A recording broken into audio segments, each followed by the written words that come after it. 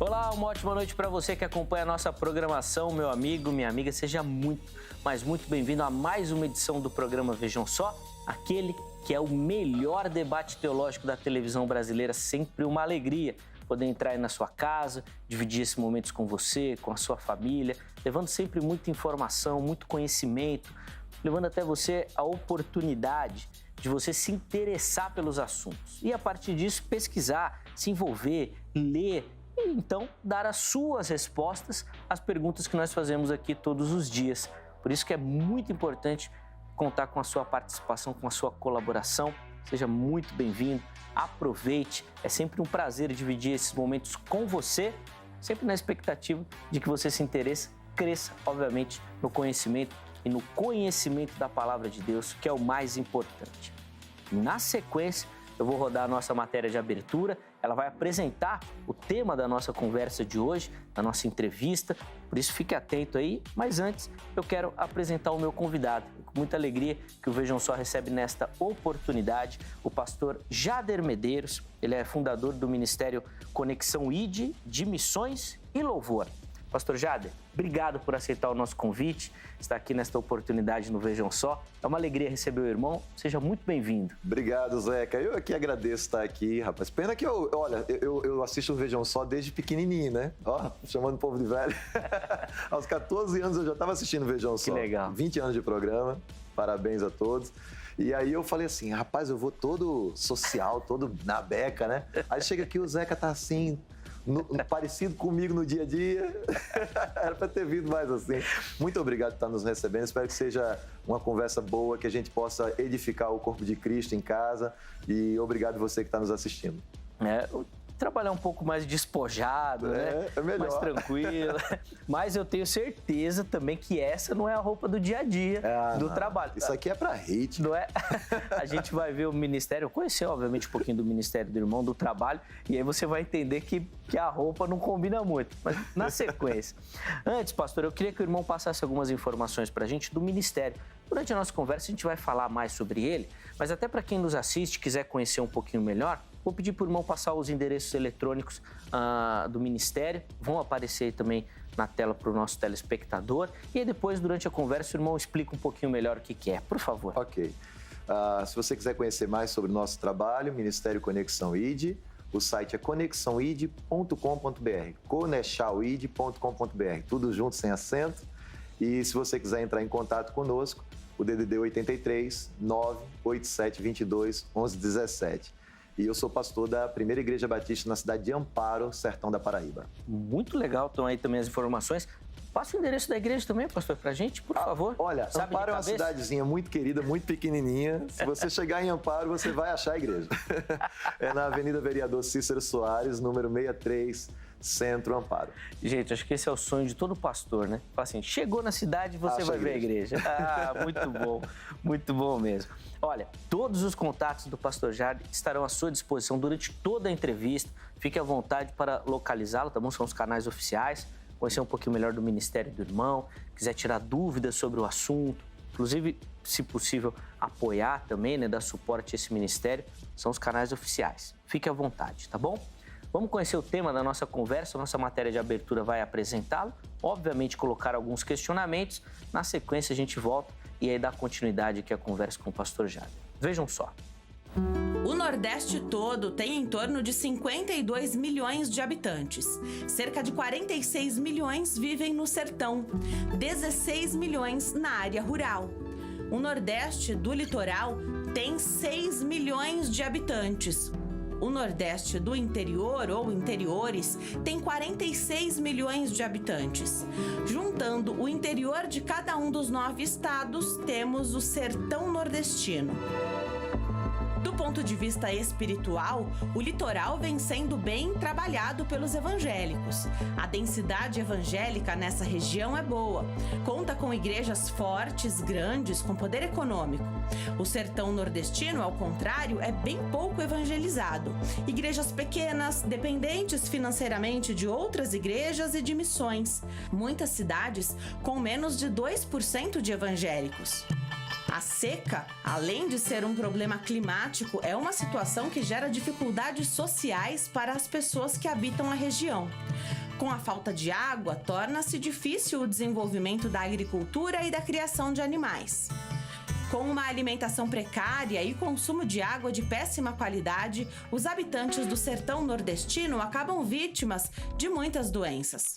Analfabetismo, milhões abaixo da linha da pobreza e muita superstição.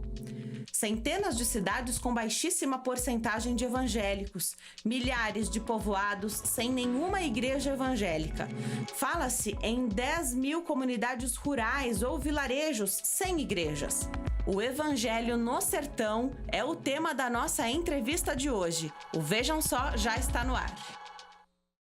Já está no ar e cheio de trabalho. Você viu que o desafio é grande, muito a ser feito e a gente vai entender, obviamente, durante a nossa conversa, um pouquinho desse trabalho que já é realizado e, obviamente, das necessidades que esse tipo de projeto enfrenta, inclusive com as necessidades desse povo, né, que vai receber as boas novas do Evangelho. Pastor Jader, para a gente, inclusive, iniciar... Desculpa, é porque eu já sou...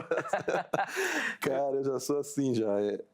Já fica emocionado. Primeiro, parabéns pela matéria, tá? Ficou completa, informação completa.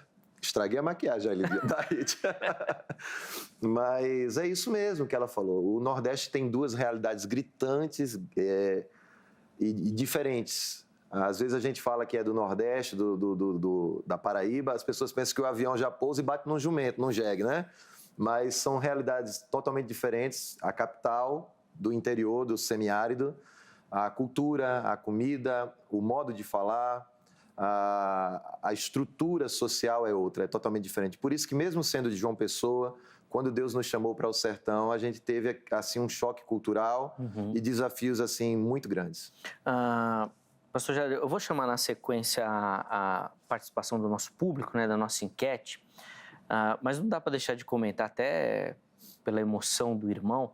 E eu vou pedir para a gente iniciar por aí, para o irmão falar um pouquinho desse seu chamado, porque, via de regra, a gente escuta muito na igreja falar de missões transculturais, ou até missões urbanas. Isso. Talvez sejam mais comentadas, né? Não sei se mais valorizadas também. Mas é muito difícil a gente ouvir e ver e presenciar um chamado missionário para o sertão, por exemplo. Como é que isso aconteceu com você? Rapaz, tudo começou quando eu me converti aos 14 anos. Comecei a me aprofundar em teologia por causa do Vejam Só. Legal. Porque eu me converti no ano 2000. Então, 2001, ali o Vejam Só estava crescendo, né? E eu comecei, um novo convertido metido, né? O pessoal fala muito, o Vejam Só tem discussões teológicas. Cara, como que isso enriquece a gente? Como que isso desperta a nossa curiosidade por estudar profundamente as Escrituras? E um dos que me chamou muita atenção na época foi a questão da predestinação e livre-arbítrio. Tava naquele fogo finalzinho da década de 90, né? E aí a gente começou a estudar sobre soteriologia, sobre salvação.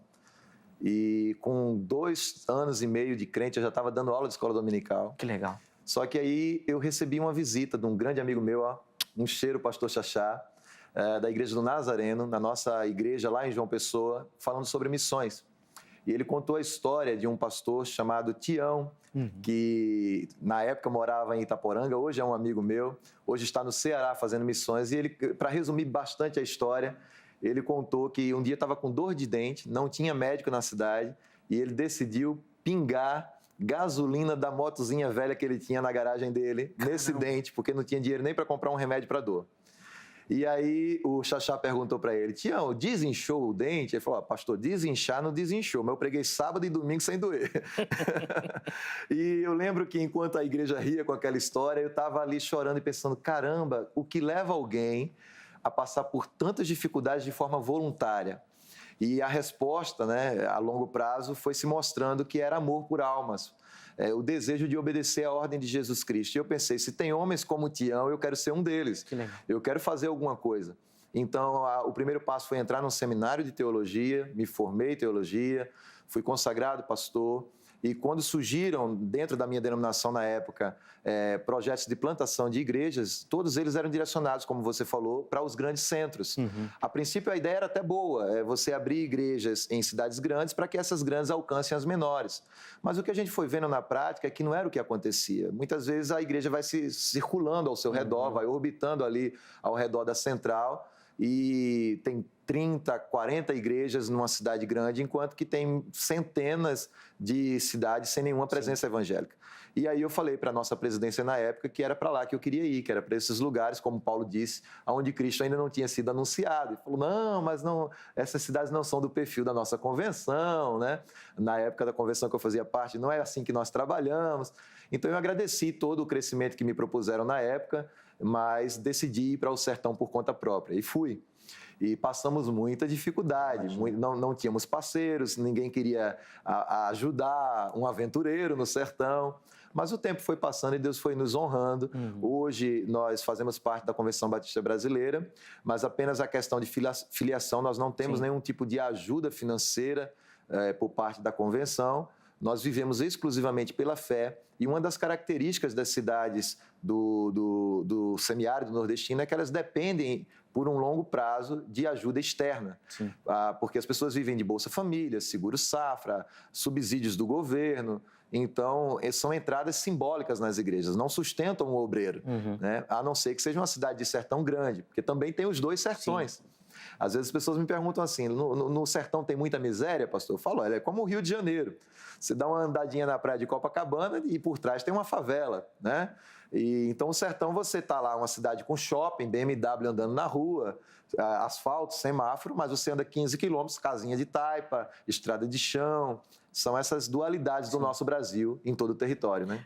Um outro fenômeno que é muito comum também, pastor, são dos próprios obreiros, que às vezes chamados em cidades menores, vêm para estudar nos grandes centros e aí acabam ficando por aqui, não retornam para esse trabalho, né? E aí a demanda, obviamente, aumenta por lá. Inclusive o Bill Crente, né, tem um projeto também que ele fala do Volte e Conte, né? Muitas pessoas vieram para aqui, para São Paulo, foram para o Rio de Janeiro, num êxodo rural, que conheceram o Evangelho, veja como Deus faz, conheceram o Evangelho nesses grandes centros, e por ali ficaram e formaram sua família, mas existe hoje um movimento que diz assim, você que é crente, que conheceu Jesus e é do sertão, volte e conte. Legal. Né? Então, fica aqui para você que já conhece o Evangelho de Jesus Cristo, conheceu aqui nos grandes centros, tire suas férias, vá para o sertão, vá para o seu povo, fale do Jesus que você conheceu. Muito legal, inclusive... já deve ser uma facilidade, quebrando algumas barreiras culturais, como o irmão citou logo no início, que para quem não é da região ou não conhece, vai enfrentar. O pastor Jader vai falar um pouquinho mais sobre isso, mas antes, eu quero ouvir, obviamente, a sua opinião, quero ter a sua participação aqui no Vejam Só, e você vai fazer isso sempre através do nosso perfil do Instagram, já aparece aí, ó, @programa Vejam Só. Vai lá, você vai ver a oportunidade de responder as nossas enquetes, mandar perguntas, sugestão de tema, tem muita interação. Fique à vontade por lá. A enquete disponível é a seguinte, a gente quer saber de você. Você apoia projetos de evangelização no sertão? E eu já fui alertado aqui pelo pastor Jader que eu cometi um equívoco linguístico na enquete. Né? Você tem duas opções, sim, apoia e não apoia. No sentido de que muita gente vai ler a enquete e vai apoiar e vai entender o apoia no sentido de concordar, né? Concordar com esse tipo de projeto. E aí, obviamente, todo mundo concorda. Mas o intuito da questão era saber se você se envolve, ora, sustenta, se você está envolvido com esse tipo de projeto. Bom, independente disso, tá aí a sua oportunidade de participar. Vai lá, responda a nossa enquete também. Na postagem seguinte, você comenta e justifica, tá bom? O porquê que você escolheu uma ou outra opção. Durante a conversa com o pastor Jader, nós vamos tentar colocar essas observações também, tá bom? Pastor, o irmão já citou algumas questões políticas que são muito emblemáticas do sertão. Eu não queria entrar necessariamente nesse jogo e debate político, mas eu queria que o irmão falasse das dificuldades dessa realidade. Porque nós estamos falando de pregação de boas novas, numa região onde falar de coisa boa parece não ter muito sentido, ou parece uma realidade muito distante. Né? O irmão já citou o próprio êxodo rural dessas cidades. quais são as principais dificuldades do sertão? Olha, quando a gente fala de sertão, a gente precisa entender que a gente está falando de todo um contexto, todo um mundo. E como eu já disse, tem duas realidades. Às vezes a gente pode cometer o erro de passar uma ideia de que todo o sertão tem miséria, tem pobreza. Por exemplo, eu sou pastor de uma cidade, no semiárido nordestino, que está ali numa divisão geográfica entre Cariri e Sertão, fronteira com Pernambuco. 38 quilômetros de São José do Egito, em Pernambuco. E essa cidade é bem estruturada, é uma cidade com as ruazinhas calçadas, lixeirinha, né, tudo organizadinho, tudo muito bonitinho como manda o cronograma. Mas se você andar, como eu falei, 10, 15 quilômetros, você vai chegar a comunidades isoladas, rurais, casinhas de taipa, né?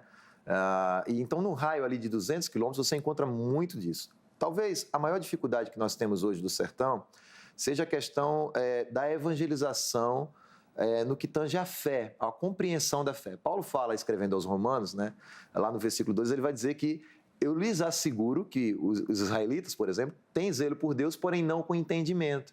Então, o povo sertanejo, por natureza, ele é religioso. Ele tem zelo por Deus. O sertanejo é aquele que, quando passa na frente de uma igreja, tira um chapéu, faz o sinal da cruz, ou como dizem lá, se benze, né? Então, ele, por natureza, tem um coração predisposto à religiosidade. Talvez o maior desafio seja pegar essa disposição e colocar nas Sagradas Escrituras, uma fé correta, uma fé eficaz, direcionar para a pregação do Evangelho. Abrir o coração deles, né, é trabalho do Espírito Santo, mas explanar e dar oportunidade da apresentação do Evangelho é nosso trabalho, é nossa missão. Essa é uma grande dificuldade. Eles também têm uma cultura de que igreja é uma coisa de mulher. Às vezes você convida o homem para ir na igreja e fala, eu não vou, mas a mulher vai, né? O cara fala assim. E outro grande desafio, a questão do alcoolismo. Por questão de ociosidade, falta de oportunidade de emprego, os homens, quando se vêem naquela realidade dura, o álcool se torna um anestésico, né? É uma forma de você esquecer os problemas. Isso gera também muita violência doméstica e muito aceitável pela questão da dependência financeira. Nós temos um índice alto de gravidez na adolescência, também pela questão da ociosidade. Se não tem políticas públicas para entreter o jovem, e aí entra a grande importância do papel das igrejas, que também de entreter os jovens, não no quesito mero entretenimento, mas dar atividade para o jovem. O ditado já diz, mente vazia, oficina do diabo. Então, você está lá com meninas de 12, 13 anos de idade, engravidando, isso de uma forma geral, meninos de 12, 13 anos de idade já nos bares bebendo. Então, são esses os desafios. Aí vem a questão política. Eu não vou congregar naquela igreja porque fulano vota no partido A, porque lá está cicrano que vota no partido B, e nossa família não se bate porque eu apoio o partido de fulano, eu apoio o partido de cicrano. O pastor, às vezes, tem dificuldade de se posicionar, e sempre que eu me posiciono em questões de defesa do Evangelho, eu deixo claro, gente, não tem nada a ver com partido A ou B, tem a ver com os princípios que eu creio, né?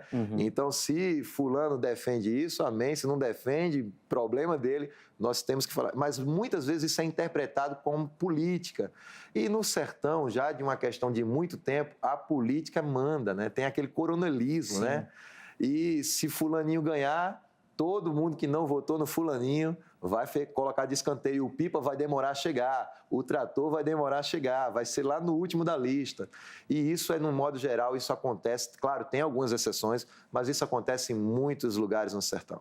E como é que é a recepção desse povo, pastor? Quando chega o missionário, pastor, esses projetos de evangelização, com essa palavra de boas novas, de transformação de vida. Eu fico pensando, por exemplo, na matéria a gente viu a questão da água. Isso. Aí quando você vai falar que Jesus é a água viva, que flui, que jorra. Uau! Como é que esse povo vai entender essa questão, pastor? Rapaz, olha, a gente tem uma grande ajuda, né? O diálogo de Jesus com a mulher samaritana, né?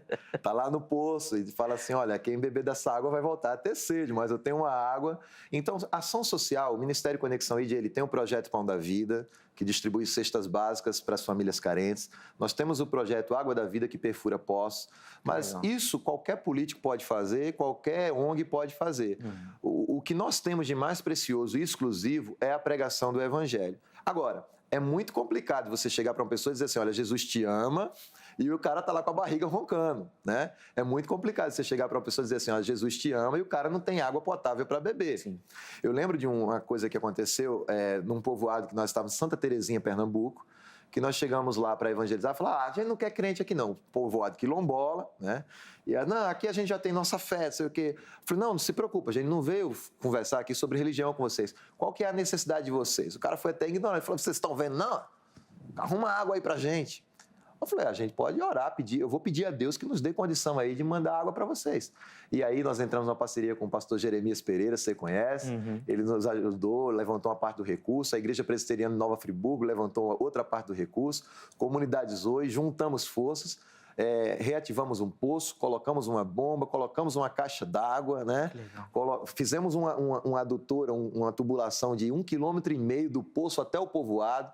Eu fui lá, você falou, né? Não estava de paletó nem de gravata, a gente estava lá com enxada na mão, cavando. Ele viu a gente entrando, eu e a minha banda, porque uma hora os caras estão com teclado e com a guitarra, outra hora estão com enxadeque, cano e cola né?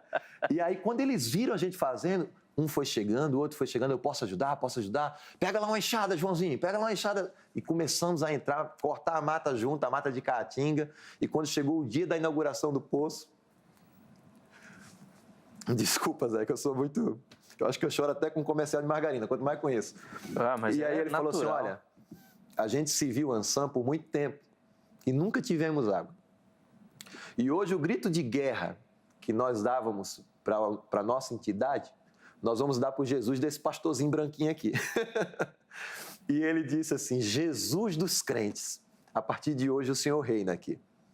A nossa atitude naquele povoado falou muito mais alto que nossas palavras. O senhor está dizendo então que dá para pregar o evangelho sem as palavras? Não, porque Paulo diz que a gente tem que pregar. Mas a nossa atitude abriu as portas para a gente pregar. E depois eles nos escutaram com respeito. A nossa obra validou a nossa fé. Né? Falou alto. Basicamente é isso. Pastor, acho que é natural a emoção do irmão, inclusive pelo trabalho, pelo reconhecimento, por levar, né, o conhecimento da palavra de Deus a essas pessoas. Antes da gente continuar nessa questão prática, pastor, eu queria que o irmão explicasse um pouquinho para a gente da organização. O irmão já falou aí do ministério novamente, né? Eu falei na apresentação, porque fica claro que não dá para você ir sem esse suporte, sem essa base, sem essa logística. Queria que o irmão falasse um pouquinho dessa estrutura do ministério, inclusive, obviamente, apresentando o ministério também para quem nos assiste e, de repente, não conhece o Conexão ID. Isso. O Conexão ID nasceu com projetos de férias. Então, a gente pegava as nossas férias, nós éramos adolescentes, e doávamos para missões no sertão. Quando nós chegamos a um conhecimento de um levantamento da CEPAL, que no nosso estado, na Paraíba, tinham 14 cidades com menos de 1% de crentes.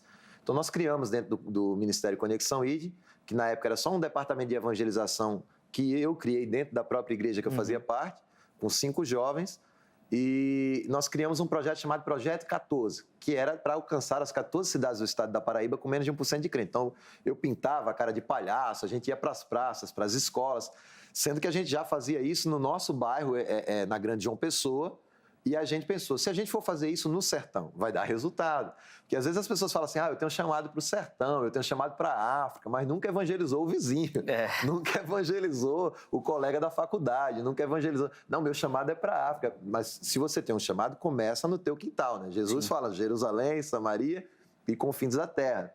Então tem gente que quer pular logo para o confim da terra. Bom, depois que a gente teve aquelas experiências locais, a gente pensou, vamos levar isso para o sertão. E tivemos grandes frutos. E a gente estava ali naquela sensação de missão cumprida, né? Puxa, já evangelizamos as 14 cidades da Paraíba, fizemos peça de teatro, ganhamos vidas para Jesus. Só que teve a última cidade de Caraúbas, em que 14 pessoas se converteram. E nós não tínhamos pastor, não tínhamos igreja. E aí eu já estava casado, 3 meses de casado, né? E aí eu comecei a orar, Deus, envia alguém para ser pastor no sertão daquela igreja lá, para cuidar daquelas pessoas. A gente tem mania de fazer assim, eis-me aqui, envia aquele ali, né? O outro A gente nunca pensa que Deus está querendo contar com a gente. Sendo que um dia, orando lá, trabalhando ali na beira da praia de Manaíra, em João Pessoa, o Espírito Santo falou, por que não você?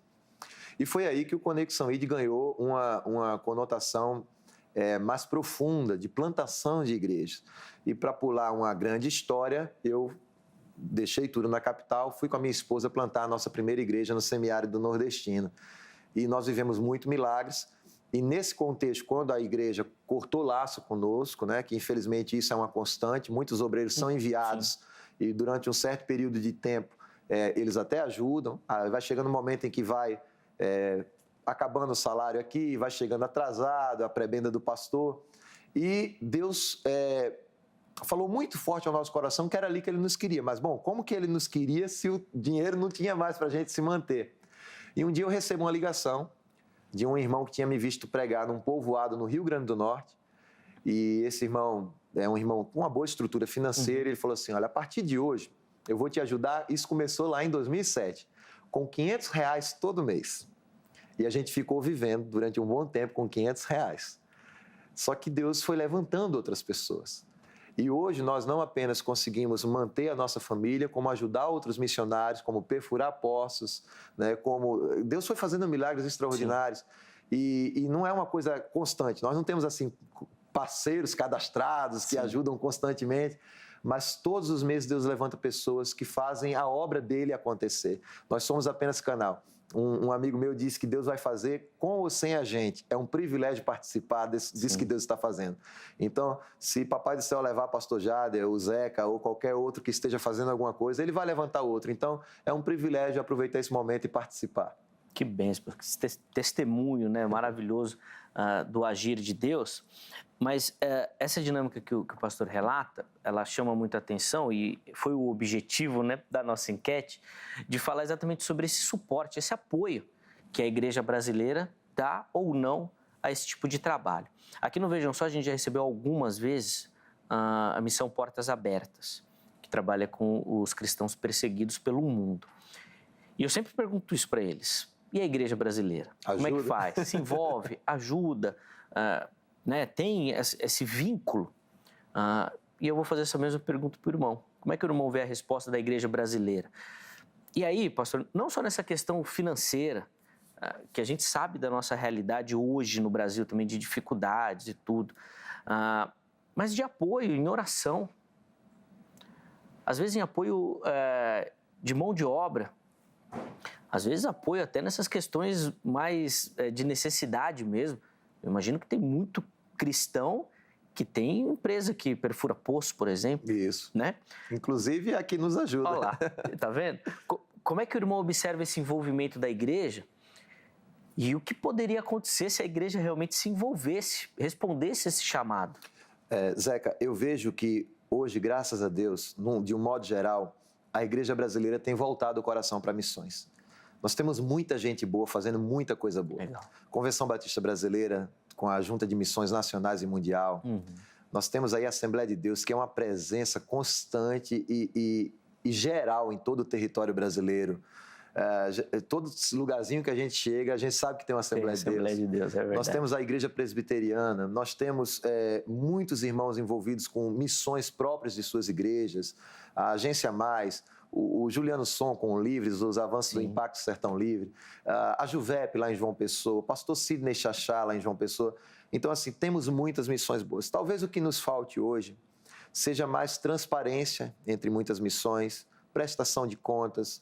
Às vezes nós vemos muita publicidade emocional, muitos irmãos que não são transparentes a dizer, olha, existem as duas realidades. Existe também algumas, infelizmente, politicagens dentro de algumas missões. Pastores que ficam enciumados se o membro da igreja ajuda um missionário, né? Muitos pastores querem deter o monopólio da ajuda missionária. Olha, oferta na nossa igreja, que a nossa igreja vai fazer isso aqui. Mas eu acho que os pastores poderiam se alegrar quando um membro da igreja quisesse ofertar no ministério, como, por exemplo, aqui na RIT, ou alguém que está fazendo alguma coisa boa lá no sertão. Porque se a gente começar a encarar a obra missionária como algo universal da Igreja de Cristo e não como uma patente denominacional, eu acho que nós vamos expandir ainda mais. Se alguém tiver a liberalidade de dizer, olha, alguém está fazendo uma coisa boa no sertão, na África, na Etiópia, eu vou ajudar, eu vou ofertar, sem ser censurado por isso, eu acredito que a gente vai crescer ainda mais, porque missões se faz orando, se faz contribuindo, todo mundo já conhece essa frase, Sim. se faz indo, mas muitas vezes a gente tenta criar barreiras para isso. E agora mesmo eu estive no Maranhão, e lá nós estivemos com uma igreja que pegou uma van, viajou 2.000 quilômetros para entrar numa aldeia entre indígenas lá, pregar o evangelho. Muita gente faz esses avanços de 30 dias, 15 dias. Então a igreja está se envolvendo. Mas nós podemos fazer ainda mais se a gente olhar além das nossas placas, além das nossas denominações, se a gente tiver liberalidade de ouvir a voz do Espírito Santo, sensibilidade e contribuir, e orar, e visitar, ou dar um telefonema. Eu lembro que muitos dos momentos em que eu mais produzi foi quando eu estava me sentindo sozinho no campo e meu telefone tocou e disse, não, pastor, eu liguei só para saber como que o senhor está, como é que está a Shelly, como é que está as crianças. E isso é tão bom. Você se sente parte de algo tão grande Sim. que de fato nós somos um corpo. Ou alguém aparecer de surpresa e dizer, pastor, Feliz Natal, eu trouxe um panetone aqui para vocês, vamos comer esse panetone junto. Você pode fazer isso, você pode dar um telefonema para um missionário que você ajuda, você pode dedicar aí uma semana na casa desse missionário, mas leva comida, tá? Leva comida, não vai comer a comida dele, não.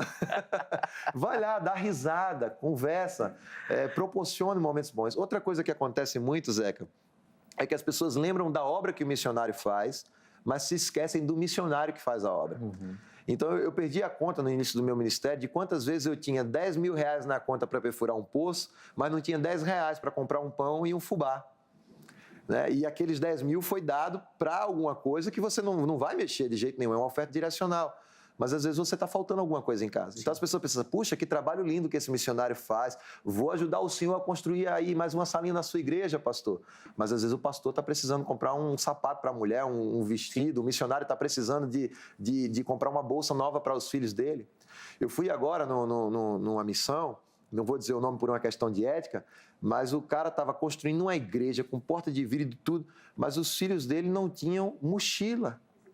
E a gente foi lá e levou mochila. O menininho tinha lá uma mochila dele, que o sonho dele era ter uma mochila de carrinho, né? Daquelas que puxa. E como ele tinha uma velhinha, ele ficava arrastando na areia, fingindo que era de carrinho. E eu fui com a minha esposa, nós compramos lá 2 mochilinhas de rodinha para ele. Tivemos que viajar 220 quilômetros para encontrar a mochilinha. Mas para nós era a missão dar aquela mochilinha para aquela criança, né? Como que você vai estar fazendo a obra se a sua família está tão carente de gestos tão simples? Sim. Então, você que apoia missões, lembre de apoiar o missionário. É até interessante, pastor, quando o irmão cita essa questão do apoio ao missionário, que uma outra coisa que salta muito aos nossos olhos, assim, é da cobrança por resultado. Eu já vi muitos casos nesse sentido, por exemplo, o missionário está lá, há tantos anos, não se converteu ninguém. Pronto. Imagino que só pela sua fala já deve ter chegado isso no seu ouvido também. Muitas vezes. Eu fui pregar numa conferência missionária em Juazeiro do Norte, no Ceará. E eu lembro que eu estava muito preocupado, porque fazia 3 meses que não se convertia ninguém na minha igreja. E aí deram oportunidade para... Vamos aproveitar que hoje nós estamos aqui com muitos missionários. Vai falar aqui primeiro, rapidamente, porque hoje quem vai pregar é o pastor Jader. Mas, missionário fulano, vem aqui. Ele falou, irmãos, eu só quero que vocês orem. Está com 1 ano e meio que não se converte ninguém na minha igreja. Eu falei, eu ainda estou bem, então. Ainda está bem aqui o negócio. É muito comum, gente, porque essa cobrança de... A missão do missionário é evangelizar, converter, uma tarefa do Espírito Santo. Que bênção. Nós não vamos esquecer disso, né? A nossa missão é essa. Então, é um processo que leva tempo. Você imagina que Dona Maria ficou 70 anos ouvindo aquela coisa ali, religiosamente. Então, uma coisa que em 70 anos ela aprendeu, ela não vai mudar em 70 minutos. Vai levar tempo. E às vezes, pastor Zeca, é muito desgastante. Por exemplo, uma história que aconteceu comigo, você fica 3 meses pregando o evangelho e discipulando alguém para o dia do batismo. E a gente sempre marca o nosso batismo para o aniversário da igreja, né? Até para celebrar, né? E tudo mais. E eu lembro de uma história engraçada, a irmã Salete. Eu fiquei 3 meses lá, dando discipulado para ela, explicando. Oh, irmã Salete, a senhora crê que Jesus Cristo é o único e suficiente Salvador? A senhora crê que só Jesus intercede por nós? A senhora crê? Creio, pastor. Posso vir aqui amanhã? A senhora vai se batizar? Vou. Então, amém, irmã Salete. Até amanhã. Ela faz, até. Vá com Deus e Nossa Senhora.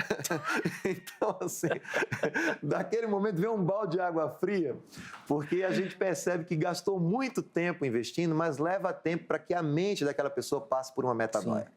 É até interessante, antes de fazer a próxima pergunta, pastor Jairo, a gente está com umas imagens ali no ar, inclusive da perfuração, né, de um poço, e também, olha lá, do uniforme do irmão lá, ó. Ó a roupa do pastor de verdade no dia a dia. Olha como ele fica lá de verdade, ó. É verdade. Aí a gente está no povoado Serra de Moça. É uma fronteira.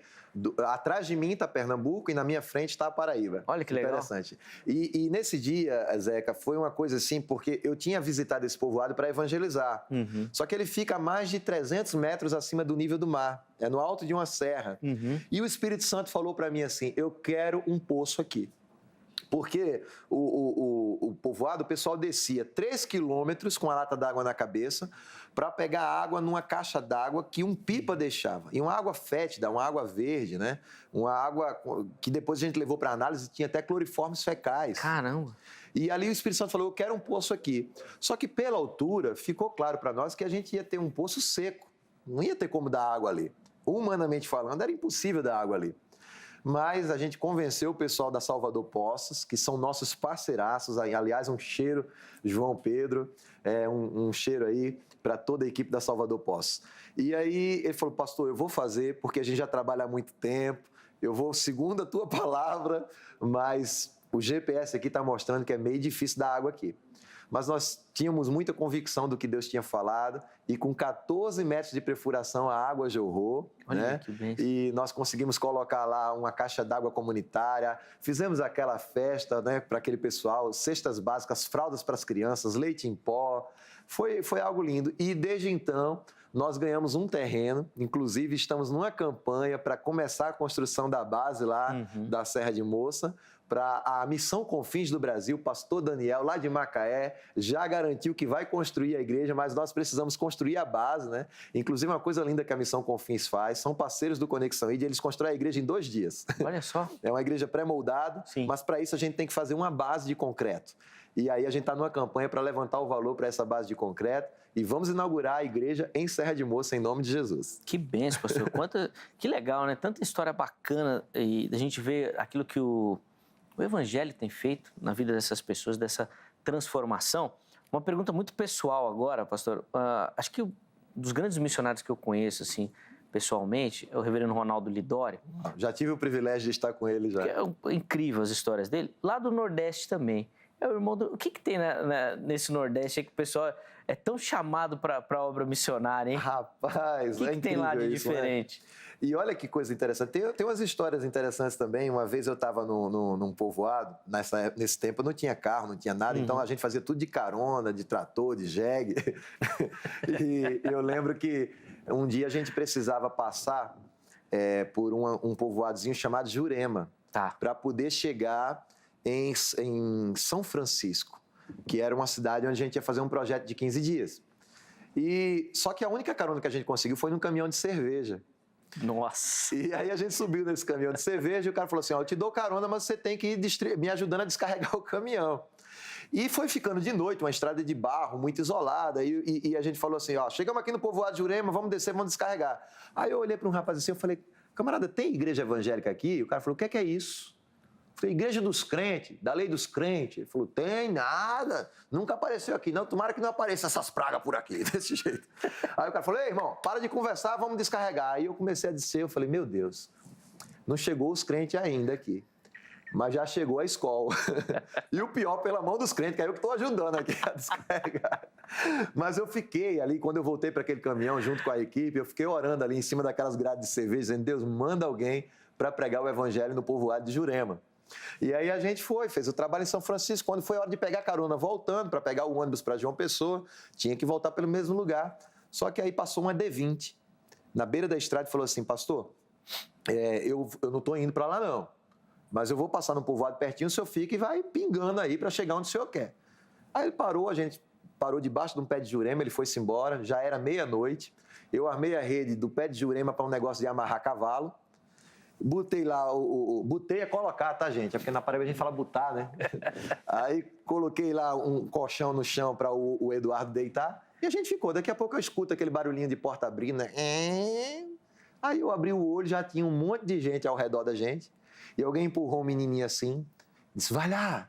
Aí ele chegou lá e disse assim, vocês são ciganos, né? Eu falei, não, a gente é crente, a gente está aqui só esperando para poder pegar uma carona, um carro para ir para Itaporanga e tal. Falei, mas não passa carro dia de hoje, não, só para semana. Falei, meu Deus, a gente está preso aqui por uma semana. Como é o nome desse lugar aqui? Ele falou, não, peraí. Aí uma mulher gritou assim, Fravo. Fravo é Flávio, né? Pega a chave da igreja lá, Fravo. Aí ele veio, era a igreja católica, abriu. Juntaram os bancos da igreja católica, cada um pegou um colchão, colocou a gente dentro e o pessoal ficou assim, de braço cruzado, olhando pra gente. E não ia dormir, já era 00:30. Aí eu falei, Eduardo, Anderson, pega o violão aí. E a gente começou a cantar.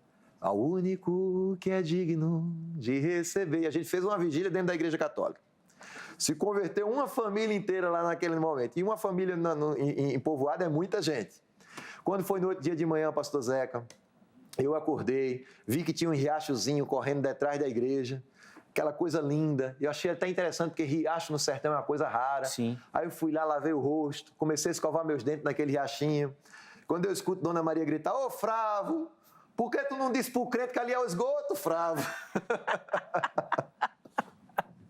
Meu Deus, eu me levantei com uma raiva. Eu falei, meu Deus, eu quero fugir daqui, eu quero ir embora. Acabou. Quando eu subi, eu disse, como foi que Dona Maria falou, meu irmãozinho, você desceu lá para baixo para mexer no cocô e ainda perdeu uma carona que passou aqui com o padre, com um caminhão para levar a vaca dele que estava com diarreia. Eu sei que a gente pegou a moto, o Flávio pegou a moto, a gente foi correndo atrás desse caminhão, o caminhão voltou, nos deu carona, a gente colocou as caixas de Bíblia, colocou a caixa amplificada que a gente usava. Zeca, imagina o que é a vaquinha com diarreia amarrada na frente, nós 4 atrás. E essa região tem energia eólica, porque é muito vento lá. Certo. Então imagina o que dá, vaca com diarreia, vento e a gente atrás. Então foi assim uma loucura, aquele tudo voando pra gente. Mas no final das contas, Jesus salvou muita gente no povoado de Jurema. E foi uma coisa linda que aconteceu lá. Pastor, o irmão até citou, né, do batismo, né, da Maria. Da Salete. Salete, isso. Pronto. Acabou de citar agora de um episódio também envolvendo uma igreja católica. Já falou anteriormente da questão da religião no sertão. Eu queria aprofundar um pouquinho mais esse aspecto, pastor, porque assim, pelo menos para quem é de fora, hein? Eu fui pouquíssimas vezes ao Nordeste, conheço o sertão, então conheço muito pouco, mas a gente fica com a impressão que tem essa matriz, principalmente católica, muito forte. Talvez até com algumas outras... um sincretismo em outras questões também. Eu sei que eu tenho um episódio interessante nesse sentido, de uma igreja presbiteriana, na cidade de Nossa Senhora da Glória, eu acho que é o nome da cidade. E aí a igreja chama Igreja Presbiteriana de Nossa Senhora. A gente dá risada, né? Mas é que é o nome da cidade. E acaba pegando e todo mundo fala, e não tem problema nenhum. Isso. Como é que é essa questão da religiosidade lá? Está enraizado, né? E principalmente... essa fala, que se Deus quiser e Nossa Senhora também, isso. Às vezes não é um negócio tão automático assim que a pessoa nem... Inclusive, teve um caso lá que um irmão falou assim para o pastor, não foi comigo, falou assim, pastor, eu vou sair dessa igreja, esse povo não parece crente, não. Aí eu falei, mas por quê? Não, porque o pessoal aqui tudo é um tal de Virgem Maria, isso não é coisa de crente. Aí ele falou assim, não, faz isso não, irmão, anota o nome de quem está dizendo Virgem Maria e traz aqui para mim que eu converso, não precisa sair da igreja. Aí o irmão ficou feliz, ficou lá anotando o nome, Virgem Maria, todo mundo fulano falou Virgem Maria. Aí quando foi lá no domingo, aqui pastor, o pessoal está falando Virgem Maria aqui na igreja. Aí o pastor olhou e fez, Virgem Maria, até meu filho está aqui. Então é uma coisa que está na nossa cultura, está enraizado no Nordeste, mas muitas vezes também isso nos cria uma barreira, porque historicamente muitos... vamos dizer assim, missionários cometeram muitos equívocos. Na década de 90, então, a gente tem registros de pessoas que entraram nas igrejas católicas, quebraram imagens, né? Nós temos registros de pessoas que, na década de 90, falavam de maneira muito agressiva da fé dos queridos católicos, né? Então, isso foi criando já um preconceito Sim. Na mente do povo local de que crente não respeita a fé dos católicos. E eu perdi as contas de quantas vezes eu não fui bem-vindo, mas à medida em que a gente foi conversando, foi falando do amor de Jesus, foi demonstrando o amor de Jesus, mais do que falar até, a gente foi criando laços, vínculos, e até hoje a gente até toma café com o padre, né, conversa, então a gente tem bons relacionamentos no sertão. E a longo prazo, muito longo prazo, muitos terminam se convertendo, entregando sua vida exclusivamente ao Senhor e Salvador Jesus Cristo, à medida que o Evangelho vai sendo explanado e as pessoas vão sendo assistidas nas suas carências. Tem alguma questão de restrição ou de imposição, às vezes religiosa ou política, com essa questão da conversão? Pastor, assim, do tipo, o irmão já citou na questão política de vai para o fim da fila. Isso. Nessas questões assim de conversão, de religião, tem também essa perseguição? Na primeira cidade onde eu plantei uma igreja, teve um irmão que, depois que ele entregou a vida a Jesus, ele chegou para mim 2 dias depois e disse: pastor, eu vim aqui desconverter. Eu falei assim: como assim? O que é que houve, Pereira? Falou assim: não, porque depois que eu entrei para a lei dos crentes, cortaram a minha cestinha básica lá na pastoral. Tá. E o dono da farmácia disse que não vai me vender fiado, e eu preciso dos meus remédios. Então tem muito disso. Outra coisa que acontece lá, e quando eu digo lá, não estou falando especificamente na cidade onde sou pastor, mas em todos os lugares onde a gente assiste através do Ministério Conexão ID. Teve um caso de uma cidadezinha, que eu não vou dizer o nome porque as portas já se abriram, eu não quero que feche de novo, que na entrada da cidade tinha uma placa: protestantes, vocês não são bem-vindos. Caramba! Era uma placa assim, bem grande. E cada casa, o pároco tinha distribuído um adesivo que dizia assim: sou feliz por ser católico, se você não é, não bata aqui. Caramba! Era desse jeito, tinha lá os adesivos. Então, foi muito difícil. Outra cidade, essa aqui já faz bastante tempo, então eu vou citar o nome, foi em Carrapateira, que o padre pegou a boca de ferro da Igreja Católica e disse: atenção, como que ele falou? Atenção, cidade de Carrapateira. Os bode preto estão pela cidade. Pastor, antes de continuar, como é que o padre pegou o quê para falar? Bode preto. Os bode preto. A boca de ferro. É um fone. Toda igrejinha não tem uns alto-falantes? Tá. Lá a gente fala boca de ferro. É outro idioma, né, Zé? É outro idioma. É o megafone, né? É o megafone, isso. Não tem aqueles que tem assim na mão? Tem uns... Os bode preto estão pela cidade, que é os crentes, né? Os bode preto estão pela cidade. Não os receba.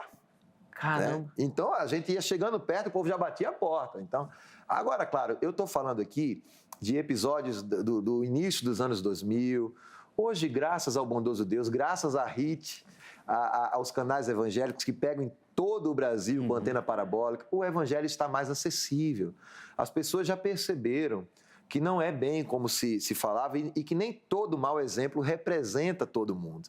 Então, hoje nós somos muito bem recebidos. Eu acredito que se o missionário tiver a delicadeza de estudar o contexto para onde ele vai, de respeitar a cultura, e com a globalização hoje, Zeca, muita coisa mudou. Eu lembro de um episódio interessante que eu levei um grupo de Belo Horizonte e o rapaz foi passando assim numa ruazinha de casinhas bem simples e ele tentando forçar uma contextualização, ele faz: dia! Aí a mulher olhou para ele e fez: bom dia, meu filho. Né? Então, hoje com a globalização, as coisas estão bem mais fáceis, bem mais acessíveis. A tecnologia favoreceu a pregação do evangelho. As pessoas já sabem como que o povo crente no que nós acreditamos.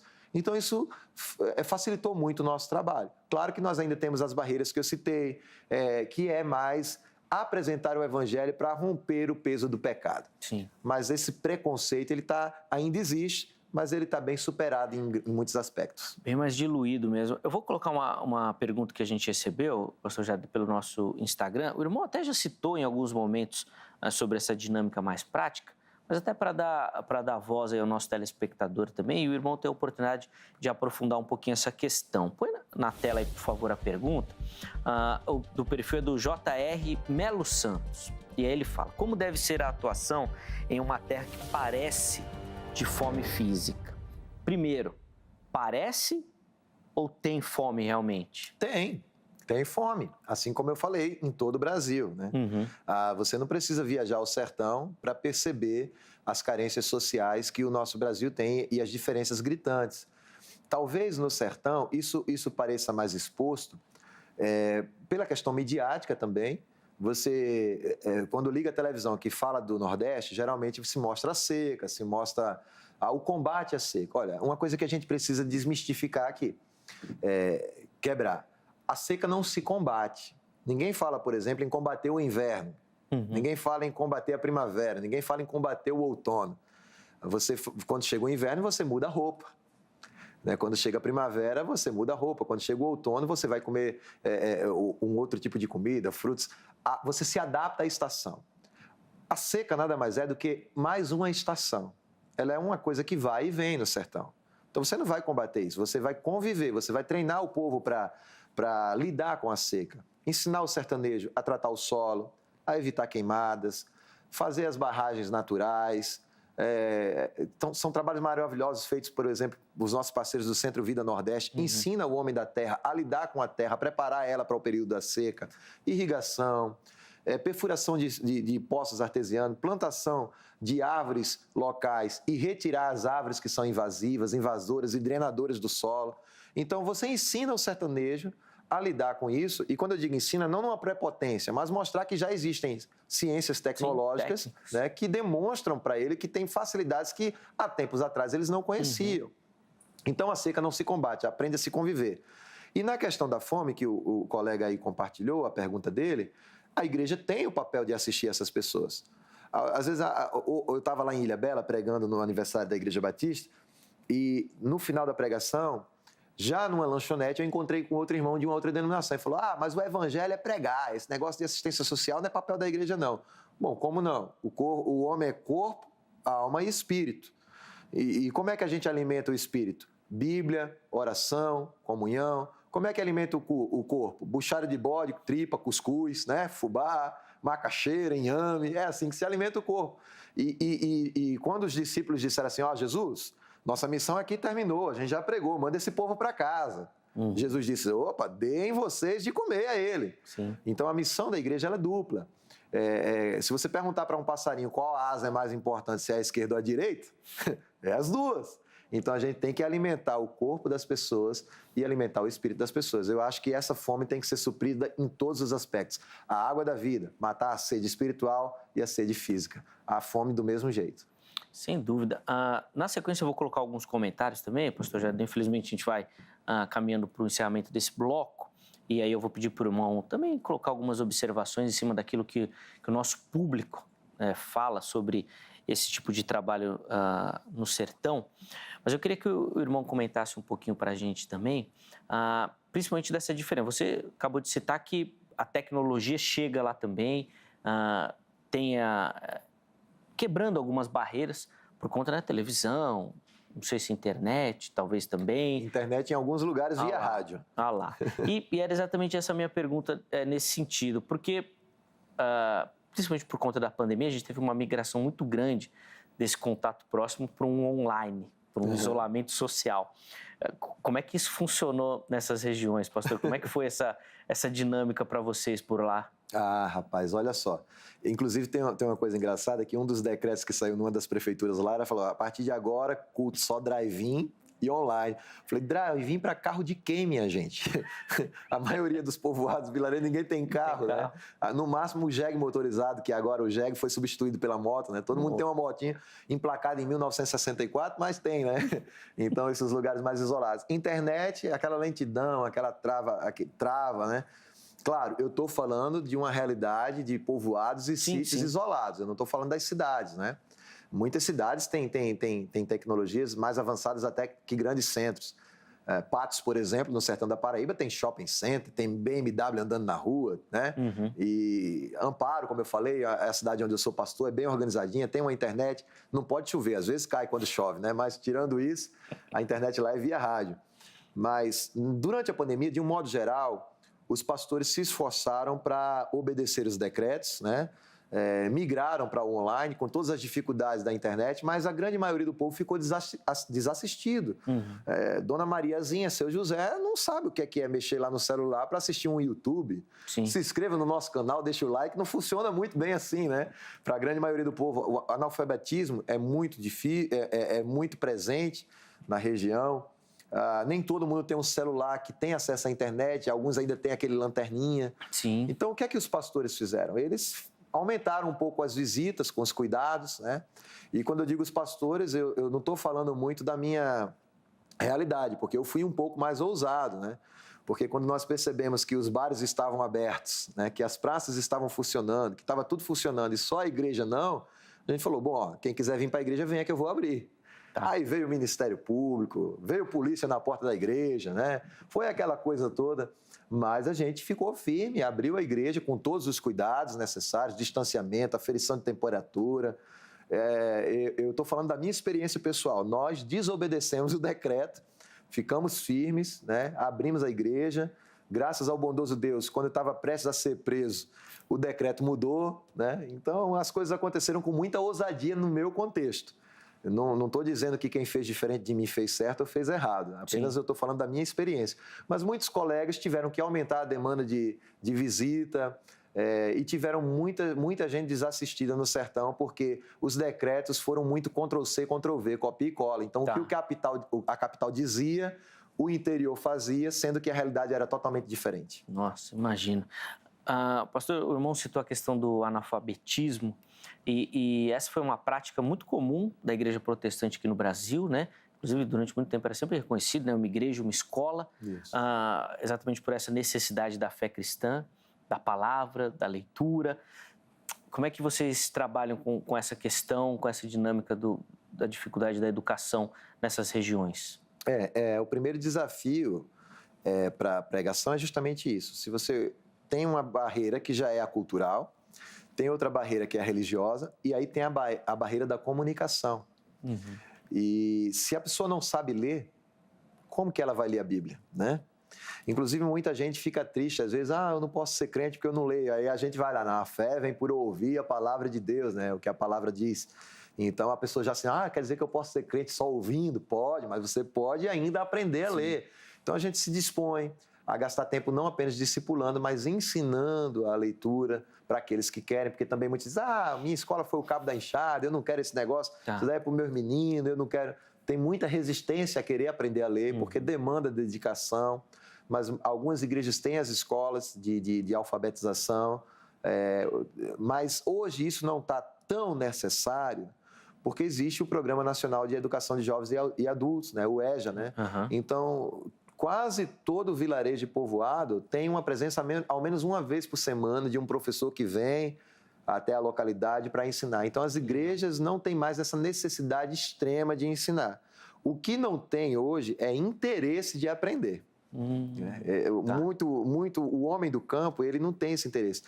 Mas qual que é o grande papel da igreja? Quando a pessoa entra na igreja, o pastor diz, olha, entra na educação de jovens e adultos. Porque você vai. Então, esse é o papel, é o incentivo. Então, muitos que entram para aprender a ler e escrever vai por parte do incentivo da igreja para isso, né? E essa nova geração, pastor, responde melhor a isso? Esse interesse pelo estudo, por exemplo? Graças ao bondoso Deus. Também por incentivo da igreja. Boa. Também por incentivo da igreja. Porque, como eu falei, a ociosidade incentiva o jovem a buscar a festa, a farra, a vaquejada, né, que é muito comum lá. Então, tem lá o som do forró tocando, vai assistir a pega de boi. Então, muitos jovens abandonam a escola muito cedo. Quando eles têm um contato com o evangelho, o pastor, ele é muito paizão. Ei, tá na escola, garoto? E se você não está indo para a escola, não vai participar da escolinha de futebol. A gente tem um projeto lá com 50 crianças que a gente assiste. Agora está parado por causa da pandemia, a questão da presencial na igreja, que é cafezinho da manhã, fardamento, reforço escolar, pregação das Sagradas Escrituras. Na Escola Bíblica Dominical a gente transformou num projeto. Mas a escola de futebol está funcionando, porque a hora livre estão deixando a gente fazer. 50 crianças na escola de futebol. Só entra na escola de futebol quem vai para a escola. Então eles ficam meio que pressionados aí. Então a igreja tem um grande papel de puxar a orelhinha deles e dizer assim, olha, você só vai servir bem a Jesus se você for um bom cidadão.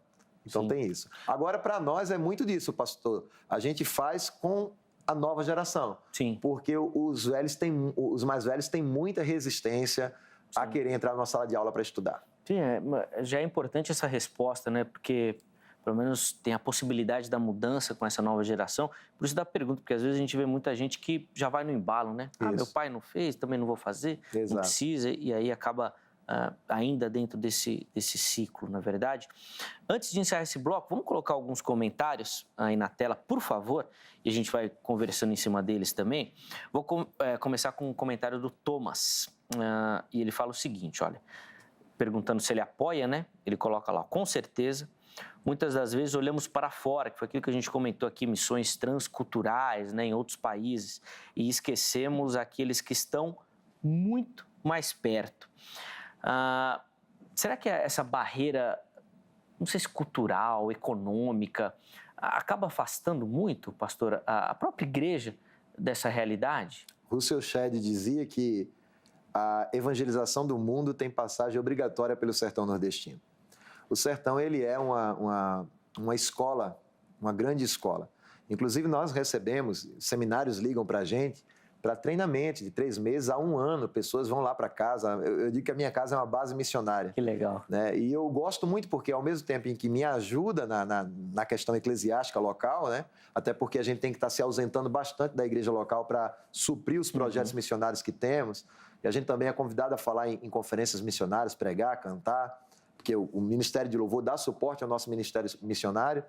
Então, quando a gente recebe pessoas para treinamento, também recebe para nos ajudar. Então, à medida que vai nos ajudando, vai sendo treinado. Mas talvez essa resistência ao sertão se dá justamente pela questão de que o sertão não dá, me entendam, aqui eu vou ser um pouco mais crítico, o sertão não dá lucro. O sertão, ele é um investimento espiritual. Então, as pessoas investem financeiramente para ter um retorno espiritual. É muito raro, existem, mas é raro igrejas autossustentáveis no sertão, a não ser que sejam nos grandes centros. Mas se nós estivermos falando aqui do sertão raiz, a igreja depende muito de ajuda externa.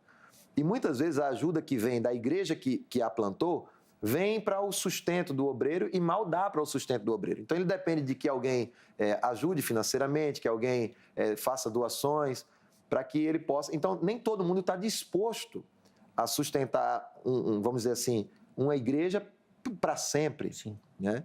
Imagina que você abre o gasofilácio, tem lá notinha de R$2, moedinhas, né? Ou como aconteceu em Itaporanga, da querida irmã Lourdes, que quando viu o meu amigão pastor Gildário numa campanha para pagar um mês de programa de rádio, a irmã Lourdes disse assim, eu não tenho dinheiro não, mas vou dar meu melhor galo. E a irmã Lourdes deu um galo de dízimo. E o Gildário, com aquela alegria dele, o que é que eu vou fazer com esse galo, meu Deus do céu? Aí contou para o meu amigo, pastor Pedro, e disse assim, Pedro, olha, recebi um galo de dízimo. Aí o Pedro achou a história tão pitoresca que escreveu um artigo, foi publicado na Christian Today. Aí meu amigo lá em Nova York, pastor Francisco Isidoro, viu essa história e, resumindo, esse galo virou uma casa nova para a irmã Lourdes. Esse galo transformou em mais de 1 ano pago de programa de rádio. E esse galo mudou a história daquela família. Então, ninguém está disposto a receber galo como dízimo, né? Então, talvez por isso que, por exemplo, vou falar da minha cidade, João Pessoa. Todo ano, nós temos lá mais de 5 seminários teológicos que eu estou me recordando agora de cabeça. Todo ano nós temos mais de 100 novos bacharéis de teologia. Todo ano se formam mais de 100 novos bacharéis em teologia. Em contrapartida, nós continuamos com centenas de povoados sem nenhuma presença evangélica. Onde estão esses pastores? Onde estão esses pastores? E às vezes está lá igrejas na capital que tem 4, 5 pastores, pastor de jovem, pastor de velho, pastor da melhor idade, pastor disso, pastor daquilo, e no sertão nós não temos nenhum, né? O pastor Tião ficou 1 ano e 6 meses pregando sermão duplicado, que ele ia assistir um sermão numa cidade vizinha, não sabia ler nem escrever, decorava as palavras do pastor e repetia. Alguém dizia, pastor Tião, eu disse, não sou pastor não, só estou falando o que o outro pastor falou lá. E ganhou várias vidas para Jesus assim, né? Então, esses guerreiros anônimos, não assalariados, esses heróis do sertão, precisam ser lembrados. E você, né, que está me assistindo agora, que se formou em teologia, que muitas vezes dizia como eu estou falando que eu sou melhor do que você, não. Eu dizia, eis-me aqui, envia aquele ali. Talvez você esteja assim, para a voz do Espírito Santo, que está dizendo vá. Se o Senhor está dizendo vá, então se levante, confie e vá, porque certamente aquele que envia é aquele que mantém, que sustenta. Sem dúvida. O pastor até citou a questão do financeira, que obviamente envolve, mas eu acho que tem até uma questão de glamour, assim, que o trabalho no sertão não dá. Que quando você fala de, fui lá na África, numa tribo... Rapaz, que missionário, que maravilhoso. É que parece que o sertão não dá esse glamour, né? Eu sou um caso à parte. Eu sou um missionário, que eu digo missionário enxerido, né? Eu vou para televisão, vou para rádio, né? Sou convidado para pregar fora, mas isso aqui é uma raridade, isso aqui é uma exceção à regra, né? Sim. E muitos dos colegas autóctones, né, que estão lá, são missionários locais, são missionários nativos, a grande maioria deles não tem acesso à tecnologia. Eu saí de uma cidade, sou formado, tive, graças ao bondoso Deus, uma boa escolaridade. Então, Deus me deu essas questões como ferramentas para a divulgação do ministério, para levantar parceiros e tudo mais. Mas a maioria dos obreiros que estão no sertão não tem essa estrutura, vamos dizer assim. Não tem um ministério, não tem rede social, não tem seguidor, né? A maioria dos que a gente vai só são ajudados pela sua própria missão que enviou, ou eles mesmos começaram um trabalho do zero, porque conheceram Jesus em alguma cidade e falaram, olha, meu povo tem que saber disso, né? E estão lá orando a Deus por uma ajuda. Um caso que aconteceu, num dos avanços que eu fiz, foi para a cidade de Vieirópolis. E lá, quando eu falei para o Eduardo, nós temos que chegar nessa cidade, vamos passar 15 dias, vamos evangelizar. E nós não conhecíamos ninguém na cidade. A gente falou assim, vamos procurar o pastor da cidade e nós vamos se hospedar na casa dele e ele vai nos receber. E o Eduardo falou assim, Jader, será que tem igreja evangélica? E se tem igreja evangélica, será que o pastor vai nos receber? E eu falei assim, Eduardo, vamos confiar no Espírito Santo e nós vamos. Chegou lá, a gente entrou numa rua e eu perguntei para um rapaz assim, tem igreja evangélica aqui? Tem. E como é o nome do pastor? É Marcos. Aí eu entrei na rua assim, vi uma casa com um quadrozinho com o nome O Senhor é meu pastor, no terraço, né, no passeio. Aí eu disse, será que é aqui? Quando eu falei, será que é aqui? O pastor Marcos falou, eu escutei lá de dentro, eram 100 ovelhas, ele cantando bem alto, né? Aí eu falei, é aqui com certeza. Aí eu bati na porta, eu barbudo de bermuda, né? Aí eu falei assim, ele, pois não, pastor Marcos, meu nome é Jader, eu sou lá de João Pessoa e eu estou aqui. Ele falou, não precisa falar nada não. Falei, eu sabia que não ia dar certo, um batista de bermuda, né, de barba, chegando num assembleano, ele não vai querer nos receber. Aí ele abriu a porta dele devagar assim, aí disse assim, mostrou a mesa, tinha quatro pratos na mesa, eu estava em 3, né, tinha 4 pratos a mais, aliás. Aí era o dele, o da esposa e 3 sobrando, corrigindo. Aí ele disse assim, ontem à noite eu estava orando ao Senhor. Eu estava de joelhos e dizendo assim, eu não aguento mais. Ou o Senhor manda alguém para me ajudar, ou eu vou embora daqui. E Deus me mostrou 3 jovens vindo na minha casa.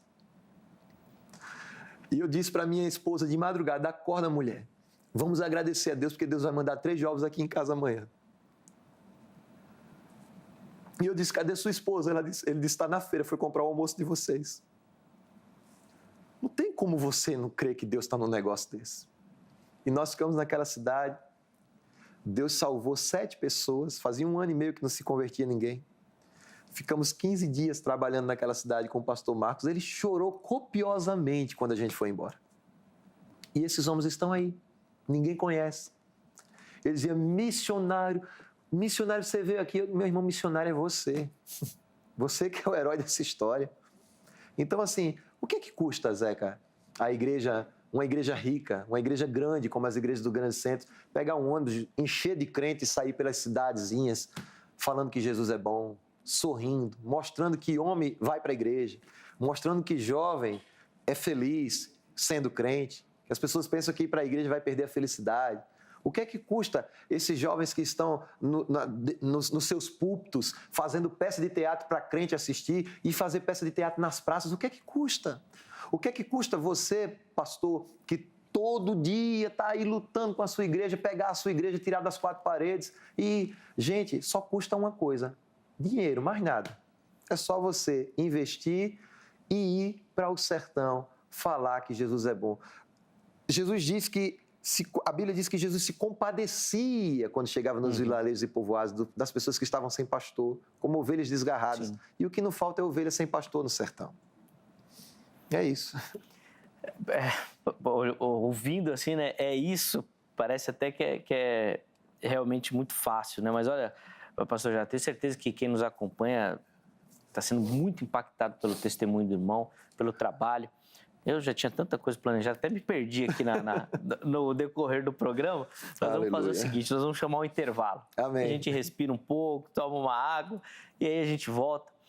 Nós vamos ainda ter um tempinho para fazer algumas considerações finais sobre esse trabalho missionário no sertão.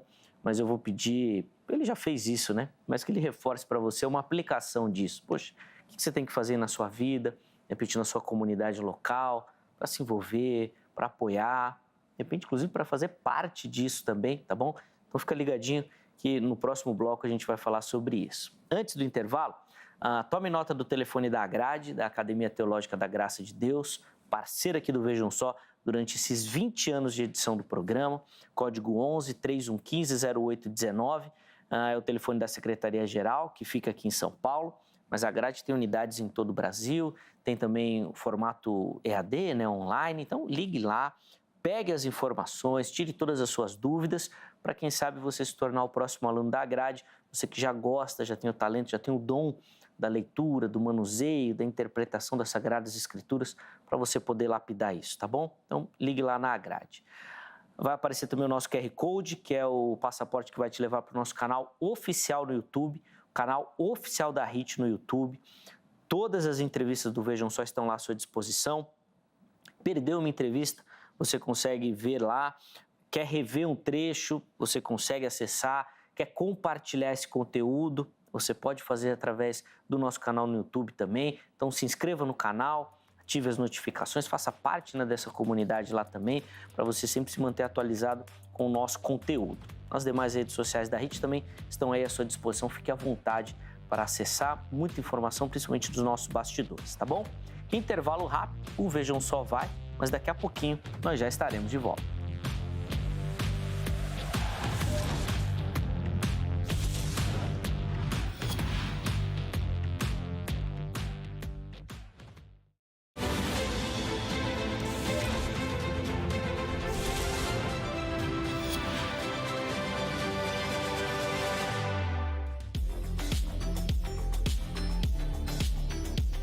Muito bom, já estamos de volta com o programa Vejam Só, depois do intervalo bem rapidinho, hoje falando sobre o Evangelho no Sertão, esse trabalho de evangelização de uma região tão carente, tão necessitada, né?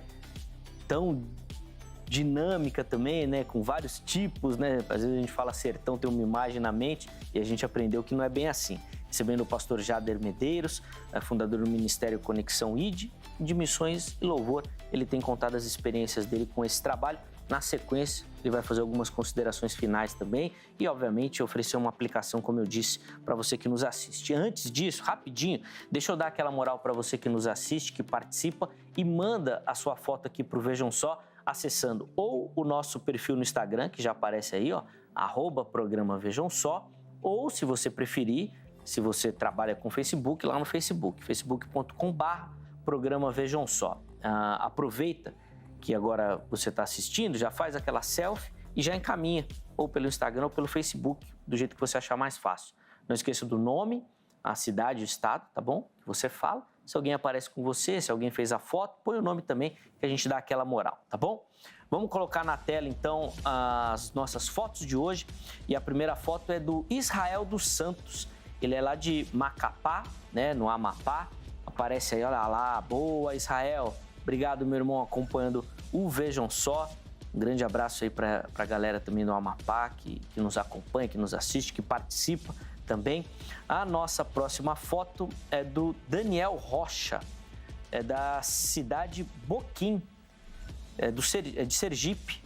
Conhece lá, pastor Jader? Já ouviu falar? Sergipe, Boquim não. Olha só que legal. Daniel, um abraço, viu, meu irmão? Obrigado pelo carinho. Eu também não conhecia a cidade. Forte abraço a você. É muito bacana a gente saber que, vejam só, chega em lugares que a gente nem imagina. Deus abençoe sua vida. Obrigado pela participação. Lembrando sempre que quem manda a foto concorre a um presente da produção também. Então, manda sua foto, que a produção vai enviar um presentaço para você. Nós vamos escolher um, tá? Um telespectador para presentear, que é o material que a gente tem. Então, mande e participe. Pastor Jade, infelizmente nós vamos precisar encerrar o programa, mas olha, antes dos agradecimentos, quero passar a palavra ao irmão para fazer algumas considerações finais sobre essa questão da evangelização no Nordeste, mas principalmente, pastor, o irmão já fez isso, tenho certeza que quem acompanhou já ouviu a voz do Espírito através da vida do irmão, mas uma aplicação para quem nos assiste. Poxa, ouviu tanta coisa, tantas histórias, poxa, o que isso tem que mudar, o que tem que fazer na vida de quem nos assiste, por favor. Amém. Paulo, escrevendo aos Romanos, no capítulo 10, versículo 13 em diante, ele diz que todo aquele que invocar o nome do Senhor será salvo. Mas como, porém, eles vão invocar aquele que não creram? E como crerão naquele de quem nada ouviram? Aí está a grande problemática. A igreja, ela precisa levar a sério a missão dada por Jesus em Marcos, capítulo 16, versículo 15. Ide por todo o mundo e pregai o evangelho a toda criatura. E todo esse mundo inclui o sertão nordestino. Você que está me assistindo agora, que tem um chamado, talvez esteja numa resistência, num temor, isso é totalmente normal e compreensível. Eu sei do que é que eu estou falando. Mas creia, meu amigo, se Deus está lhe chamando, diga sim, você não vai se arrepender e faz muito mais do que pedimos ou pensamos. Estou aqui num programa que eu nunca imaginei na minha vida estar, ficava assistindo só. E Deus certamente falou com você também, que é alvo dessa missão. Você que está aí, nessa hora da noite, desesperado, preocupado, veja como Jesus lhe ama. Levanta tanta gente de tanto lugar para ir até você, dizer que você é importante para Ele e que Ele lhe ama. Que Deus nos abençoe e nos ajude a cumprir a sua missão, seja ouvindo sua voz, se arrependendo dos nossos pecados, mas também indo até aqueles que ainda não fizeram isso para a pregação do Evangelho. Amém. Tenho certeza que quem nos assistiu, nos acompanhou, foi certamente impactado. Mas, inclusive, pastor Jade, não só quem nos assistiu, quando a gente soltou o tema no nosso Instagram, já deu para perceber que é algo que mobiliza muitas pessoas. Nós tivemos muitas participações, o pessoal interagindo, respondendo, participando. Eu vou citar aqui só alguns nomes, né, que não deu para a gente colocar todos os comentários durante a conversa, do Daniel, do Leninho, do Wellington, do Jadiel, da Eliane. Foram alguns que comentaram, que a nossa produção pegou, dentre tantos outros que nós recebemos também por lá. Muito obrigado, viu, pelo carinho, pela participação. Antes de eu me despedir do pastor Jade, coloca na tela o resultado final da nossa enquete, pergunta que nós fizemos lá, né? Se você que assiste o Vejam Só apoia projetos de evangelização no sertão, 89% responderam que sim, 11% responderam que não. Muitos desses que, inclusive, falaram não, fizeram, inclusive, uma autocrítica nesse sentido, dizendo que precisam, que têm interesse, que querem fazer, querem trabalhar. Eu acho que é um despertamento mesmo da igreja e que a gente precisa fortalecer isso. E eu fico muito feliz de abrir essa porta aqui no Vejam Só. Deixo registrado o meu agradecimento, pastor Jair. Obrigado pelo carinho, pela disposição do irmão. E eu fico muito feliz de ter sido um instrumento de levar esse ministério para muita gente aí também. Obrigado, Deus abençoe, pastor. Obrigado também, Zeca, pelas portas abertas, né? Fico muito feliz. Inclusive, estive com a minha esposa aqui em outro programa da casa e fui muito bem recebido. Eu falei no outro programa, eu falo nesse. Essa equipe da HIT é maravilhosa, os bastidores são extremamente acolhedores. Eu quero agradecer a cada um de vocês, os câmeras, o pessoal da técnica, o Ronaldo, muito obrigado. E obrigado por ter sido canal de Deus para que tudo isso estivesse acontecendo, Zeca. E agradecer também especialmente aqui aos nossos parceiros, que são parceiros da minha família de maneira específica, a PIB Family Church, lá de Nova York, meu amigo pastor Francisco Isidoro, pastora Deiva, e a comunidade Zoe, em João Pessoa, pastor Ediomar e pastor Paulo. Vocês são bênção demais na nossa vida.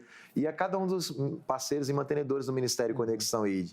Você que nos assistiu até agora, obrigado. Saiba que você tem uma responsabilidade agora, orar por nós, tá bom? Contamos com a sua oração em nome de Jesus.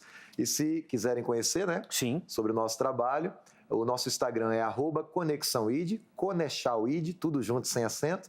O nosso site é o conexãoid.com.br e nas demais redes sociais, Conexão ID. É só procurar lá no YouTube e, inclusive, você assistindo nossos clipes, nossas músicas, nosso trabalho, vai ajudar nosso trabalho missionário. Muito obrigado, pastor Jader, pelo carinho, pela atenção com o Veja Só. Fico muito grato, muito feliz por essa oportunidade também. Muito obrigado a você que nos assistiu. E hoje nós vamos encerrar o Vejam Só de uma maneira diferente. Olha só. Mostrando uma das músicas também do projeto, tá bom? Muito obrigado pelo carinho. Deus abençoe sua vida. Aproveite esse chamamento, esse despertar do Espírito. Forte abraço e até a nossa próxima edição. Até lá. Nas profundezas, clamo a Ti, Senhor.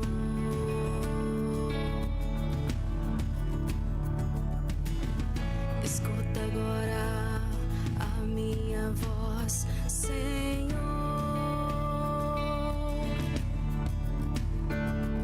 Sejam alerta os Teus ouvidos para ouvirem as minhas súplicas.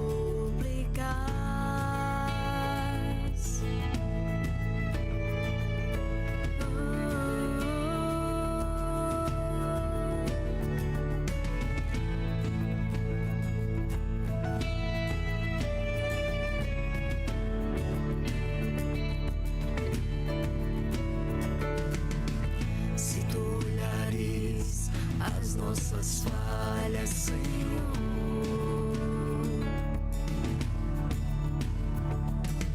quem de nós subsistirá?